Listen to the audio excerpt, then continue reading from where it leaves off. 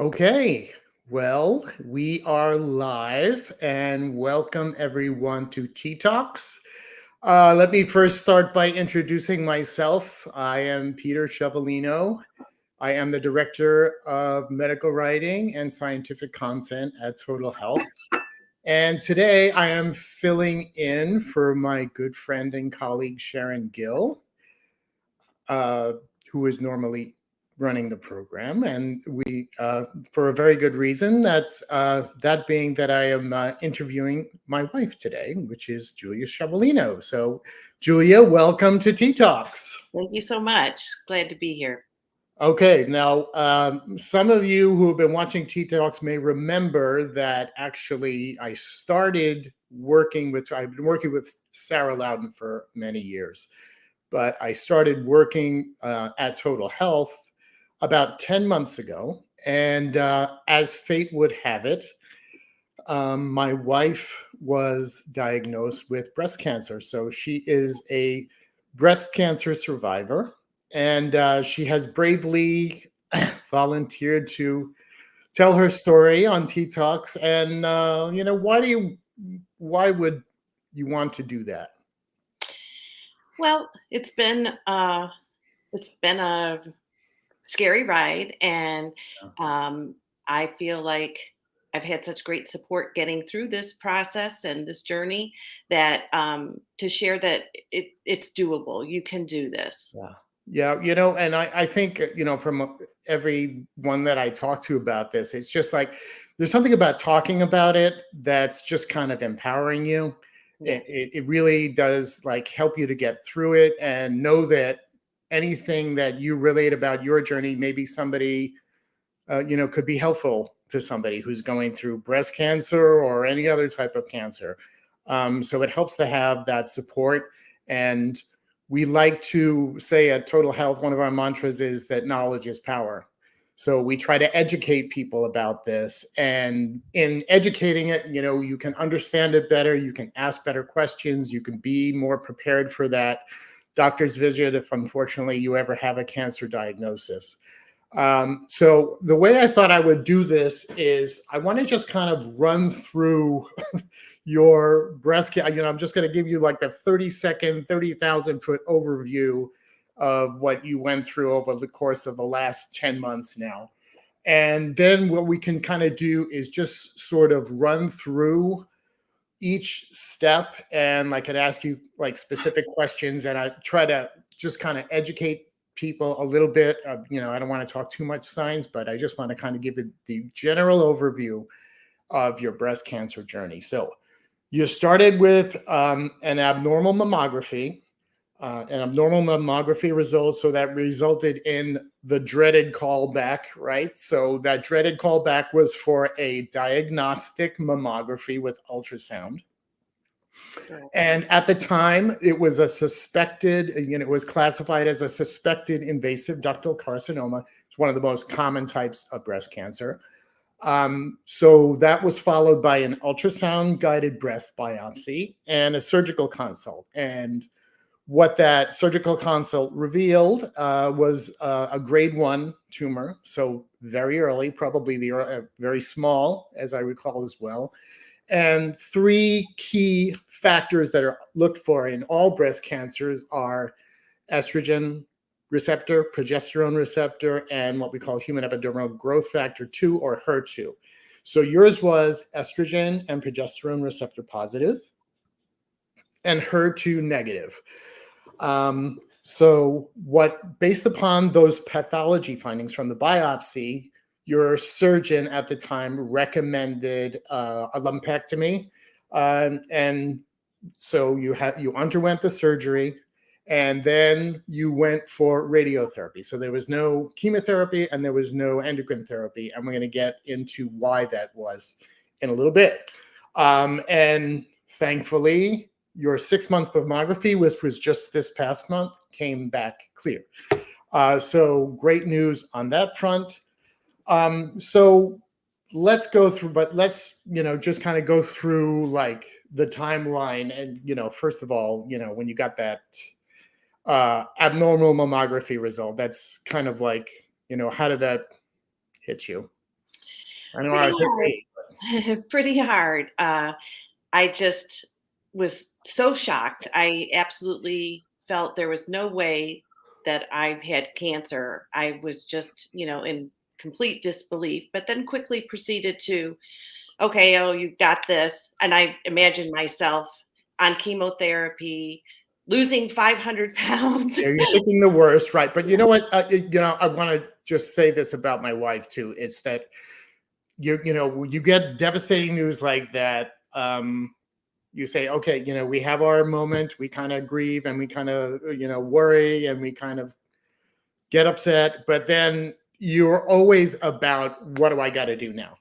What's our next steps? And you are like methodical. What do we have to do now? So I really appreciated that about you. And not to mention, at the time we had a ton of other things going on, not to mention Hurricane Ian out in the Atlantic at the same time, which turned out to be like the storm of the century. But in any case, we get this news in the middle of all that.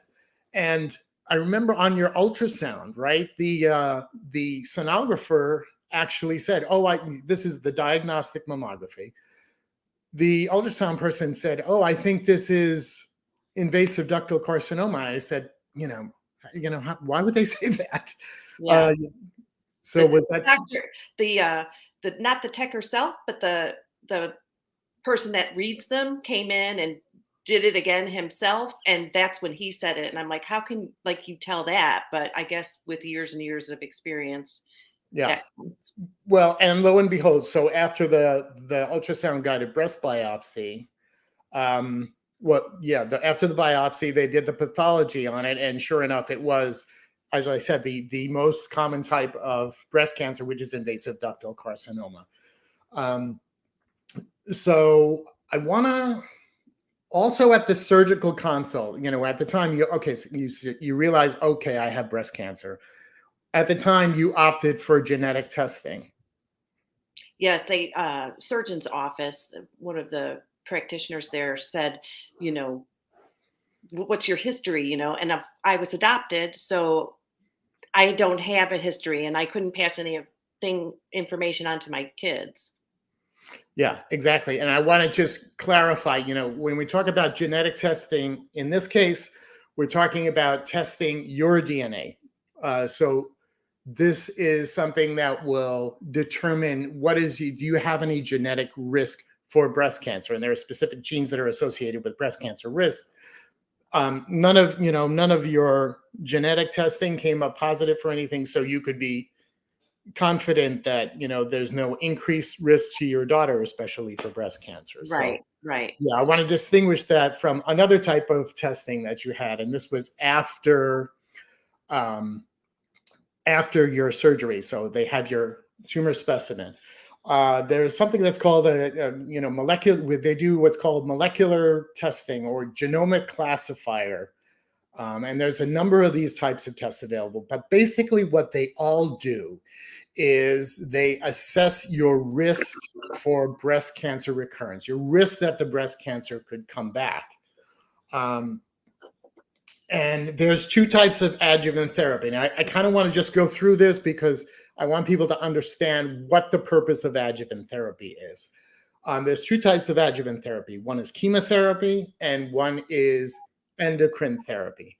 And because your tumor happened to be estrogen and progesterone receptor positive, you were a candidate for possibly doing endocrine therapy if you elected to.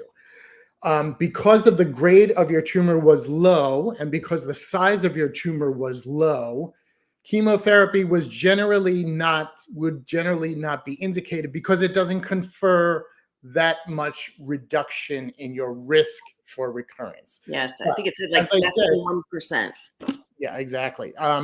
So yes, the benefit of chemotherapy, right? You have that sheet in front of you. Think that your risk, your benefit, your net benefit of chemotherapy preventing recurrence was like less than 1%.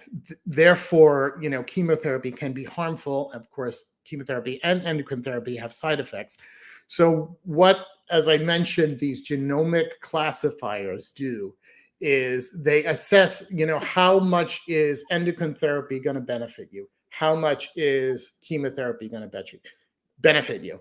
And your score came back, thankfully, very low.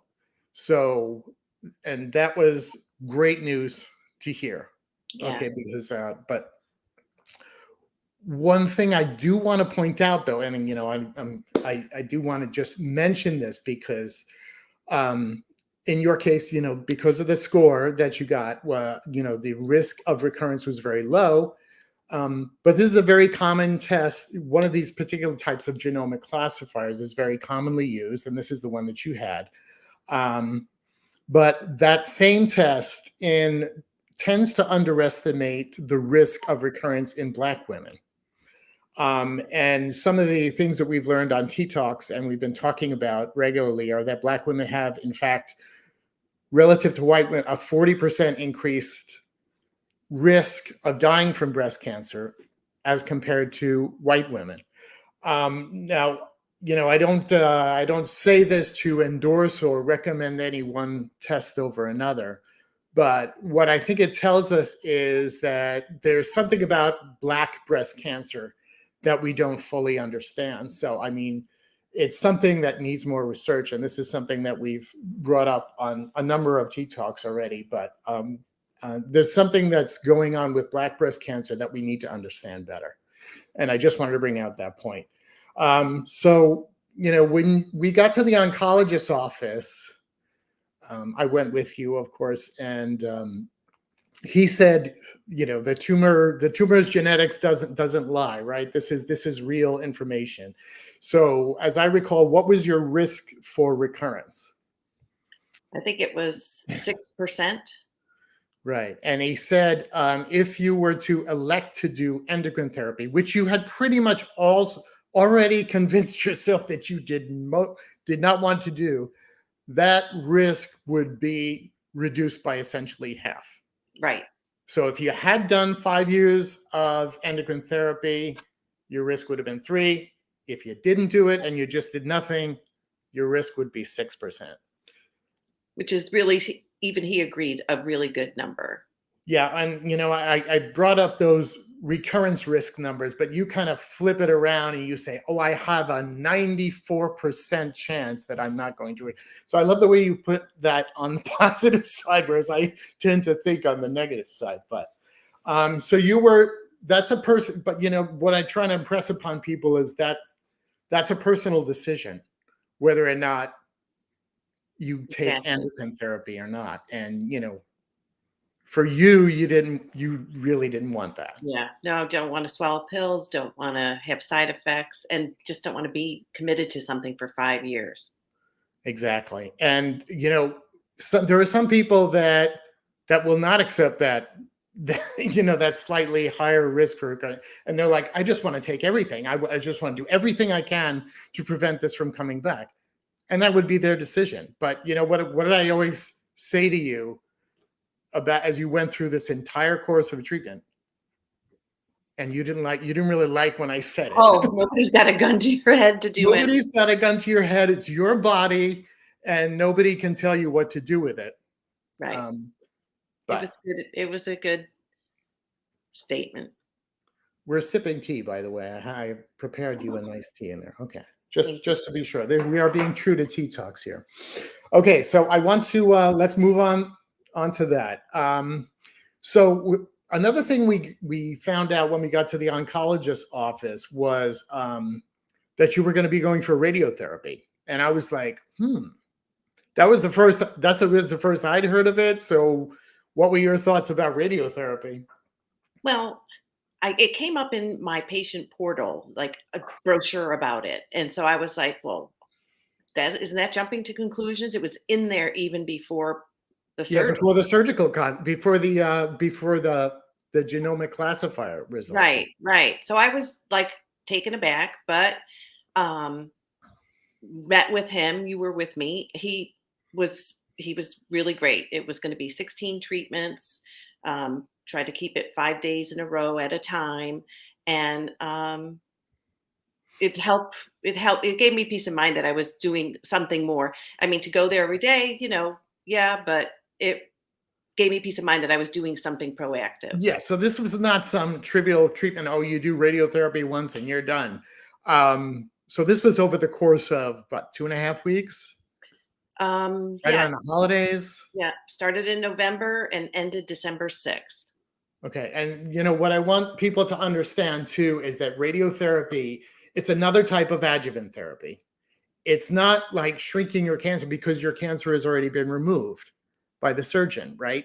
What radiotherapy does is it eradicates any residual cells that the surgeon might not have, gotten every single cell of that tumor out. So what one of our faculty members likes to say is that any cell that's left is a cell that has a chance to grow back later. So and with particularly emphasizing radiotherapy, we had a great talk about this not too long ago. People say, "Oh, what's the why do I have to take radiotherapy?" Because it is burdensome. It took a long time. It was costly. So why do I have to do that? Basically, what's the short answer to that question is everybody that has their breast tumor removed should get radiotherapy. There's a lot of data the data has been completely consistent that it does confer a benefit. And I know at the time, shortly thereafter, we have a close friend who decided not to do their radiotherapy because, as you said, it was a big commitment. So She went to a few treatments, and even her husband was like, "You can't see anything getting better. This is a waste of time." yeah, well, that's a really important point to remember is that you're not necessarily going to see your tumor shrinking, so you're not going to see any immediate benefit of that radiotherapy. What you have to keep in mind is that what that's doing is that it's preventing recurrence later on is Yeah, what that's doing. So it's a really important. So if radiation therapy is recommended, there's probably a good reason that it was recommended, and there's data behind it that it does confer a benefit. do it. So yeah, don't slack off because unfortunately our friend is now dealing with a possible recurrence. So Yeah, sad. yeah. I just want to read a question that we have from Sharon. What's interesting to me is how this was explained to me was so confusing by my doctor. I interpreted his explanation that I would have a 50% greater risk of recurrence if I did not go on endocrine therapy. So I believe that he meant a 50-50 chance of life and death. Oh my goodness. So as I hear you guys explained it, it's a 50% greater risk from a 6% to that's exactly right. And wow, Sharon is someone who knows a thing or two about breast cancer because of her relationship with Jeff.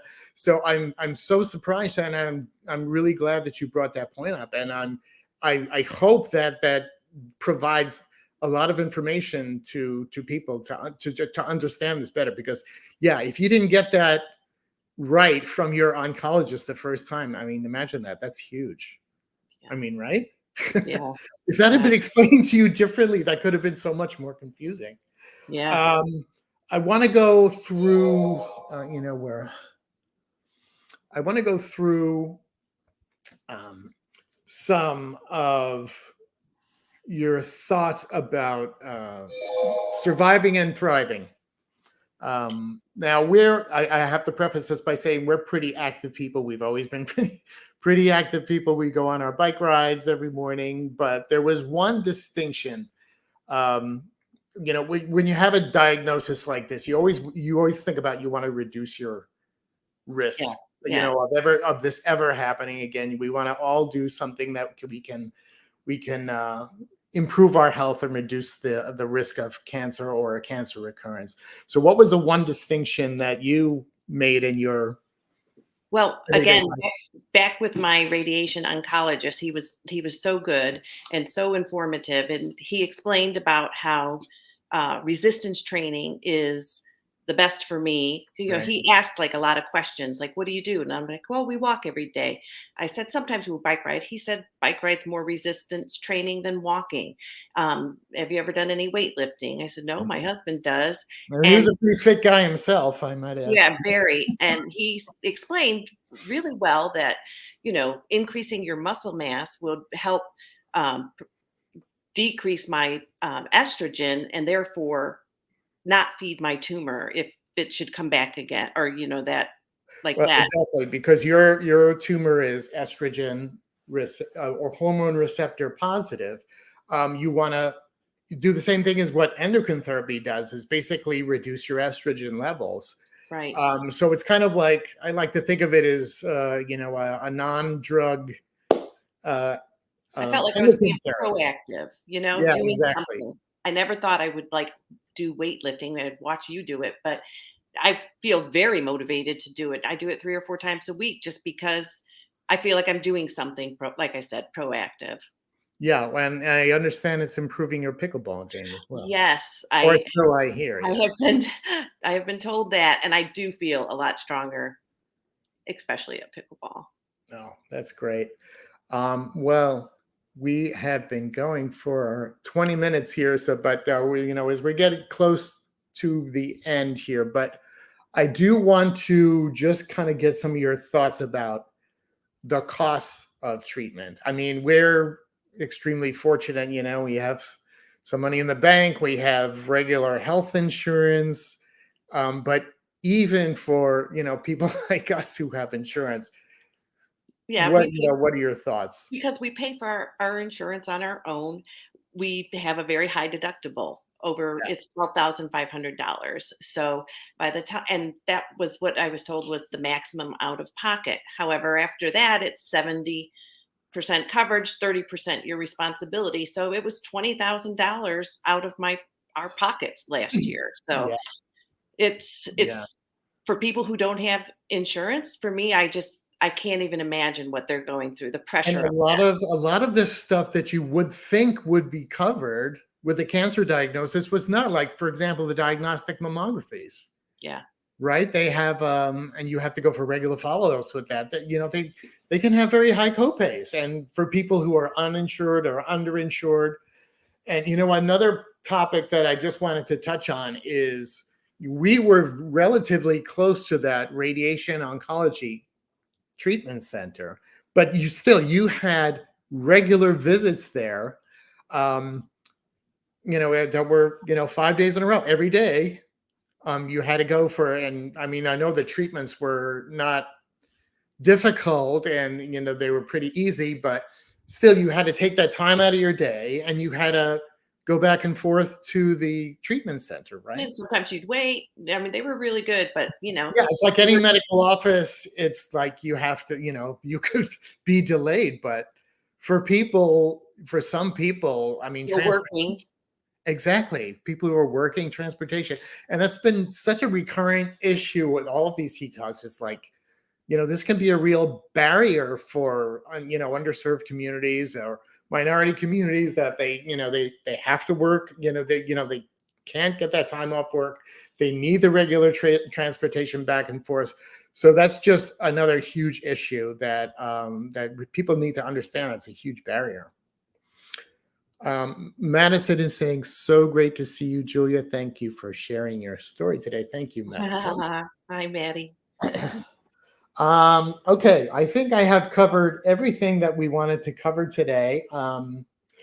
We are so thrilled that you have generously decided to share your story, and um, I hope that it will be inspiring for you and others that may be going through a similar situation. I want to read this last comment from Sharon. I've started lifting weights too, Julia, but Do I it. still need to be more consistent. You are motivating me. Awesome. Well, Do it. keep going, Sharon Gill. Yes, we'll have a weight training session at our next on-site team meeting. But we are coming to the end of our tea talk, and what we always like to do is I probably explained to you that the concept of tea talks is not only based on tea, but the T cells, which are the cancer fighting cells in our body. And we want to keep our cancer fighting cells happy. We want to be positive and uplifting and give inspiring messages to people. So with that, I always have to give the guest the last word. So it is your chance to give us, Julia, something uplifting. Okay. Well, one of my favorite sayings for as long as I can remember has been, "This too shall pass." And prayerfully for me, I feel like the cancer has passed. Um, I've had so much support in this journey. Especially grateful to you, husband. The strength that you've given me and the encouragement and the perspective of everything was invaluable. And I'm just so happy and grateful to you. By the grace of God, that you met and started working again with Sarah and the Total Health team more permanently is nothing short of a miracle to me. I know a lot of people feel alone when they're ill, but I honestly felt like I had my whole team in Sarah and the team. Their acts of kindness, their encouragement, and their kind words blew me away and made me tearful. So touched by the things that they said and did, and I just feel like I had my own team. Yeah, that's right. Um, just Nobody should have to go through cancer alone. I mean, exactly. It's really hard for some people to ask for help, especially if they're ill. As a retired registered nurse, I understand and have seen some patients. The best words I've heard from my family and friends is, "What can I do to help?" oh yeah, I love that. I love that. Yeah. I know you get a little weepy when you say that, but no, but it is so true, because you're inviting people to ask for help, and they may not even know what kind of help they need, but you're just inviting them in. Hey, what can I do to help you? I just love that. And I'm just going to say to all our husbands out there that are supporting a wife with breast cancer, I mean, guys, this is your time to just be there. I mean, be at as many of those appointments for your wife as you can. It's so important. I know, Julia, you and I had the pleasure of meeting Wayne, who, Sharon just describes him as her rock through all of this. And it's so important to give that support to your wife. I mean, we didn't have a lot of tough decisions to make, but, you talk about things like a surgical consult, some of the, a decision to have a mastectomy or prophylactic mastectomies in some cases. It's a huge decision, and you need to be there to support your wife in any way that you can, or even a loved one, that has just like, hey, how can I help? Tell me what I can do. Exactly. So I love that. That is a wonderful thing to end on. And Sharon says, praise God for supportive husbands. Yes. Wayne, thank you. You're my boy. And Maureen says, hi, Julia, your strength is encouraging. Thank you for sharing. Well, thank you, Julia, my dear wife. I'll be making you a lovely dinner tonight, I'm sure, as you know. Thanks for having me. Yeah. Well, thank you for sharing your story, and thank everyone for tuning in. And we will see you again real soon on Tea Talks. Bye-bye, everyone. Bye.